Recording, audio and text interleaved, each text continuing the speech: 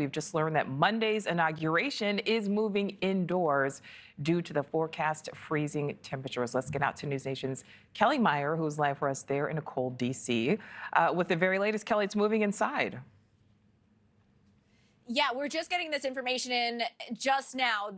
President-elect Trump confirming that it is moving indoors. He's talking about doing this in the Capitol, bringing everything indoors, as well as moving the parade essentially into the Capital One Arena. That's where he's going to be holding the rally on Sunday ahead of the inauguration. And then he says he will stop by after his swearing in. He just posted this on his Truth Social page. I'm not sure if we have that up to show everybody, but I can read it in part, basically saying off the top, January 20th can't come fast enough. He also goes on to say, it is my obligation to protect the people of the country, but before we even begin, we have to think of the inauguration itself.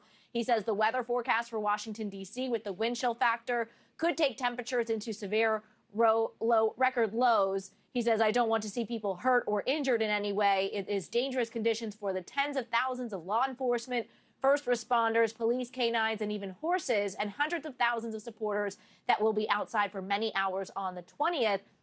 And that's when he goes on to say that he's ordered the inauguration address, in addition to prayers and the other speeches, to be delivered in the United States Capitol Rotunda, he says, as was used by Reagan in 1985. And then the Capital One Arena nearby that will host the live viewing of that inauguration ceremony. And then the president-elect says he will stop by that venue afterwards. So all of this happening with just the last few minutes. We were watching for this news, and the president-elect himself, as he often does, going on Truth Social and confirming it for us in his own way himself on his platform that this will be moving inside, which is a rare move. You know, often you see the president-elect going outside on the West Front. Everything is set up, Nichole, for that to happen. But the temperatures are very cold. It's a little warmer today, but it's going to get even more cold going into next week. And because of that, they are moving this inside. You know, we have the ceremony platform here outside of the White House. So everything was built and ready to go, with a lot of security getting put in place here in D.C. Gates, everything all around in the streets, as you have been seeing from our reporters covering this.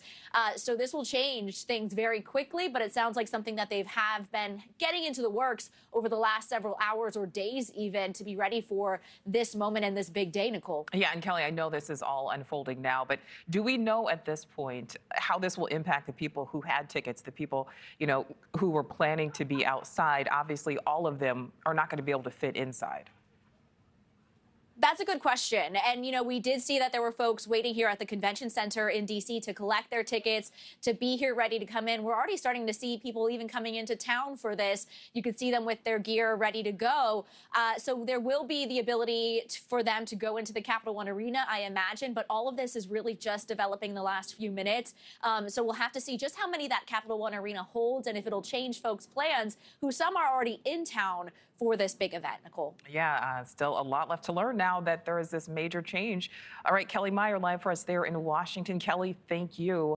Thanks for watching. Go to joinnn.com to find News Nation on your screen. And don't forget to click the red subscribe button below to get more of News Nation's fact-driven, unbiased coverage.